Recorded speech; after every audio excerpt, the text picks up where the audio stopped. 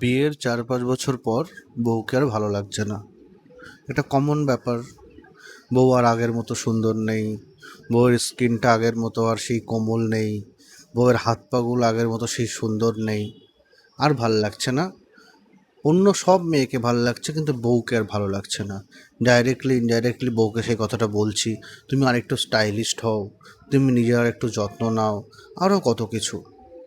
কিন্তু একটা জিনিস আমরা কি কখনো ভেবে দেখি, যখন মেয়েটাকে আমার খুব ভাল লাগতো, বিয়ের আগে বউ যখন খুব স্টাইলিশ ছিল, বিয়ের আগে যখন বউয়ের ছবি ফোনের ওয়ালপেপারে রাখতাম, তখন তো বউয়ের বাপের দায়িত্বে ছিল। কিন্তু যখন আর বউকে ভালো লাগছে না, লাস্ট 4-5 বছরে বউ আর সেরকম স্টাইলিশ নেই, দেখতে সুন্দর নেই, বউ তো এখন তোমার দায়িত্বে আছে। তাহলে দোষটা কার? তোমার, বউয়ের, না বউয়ের বাপের?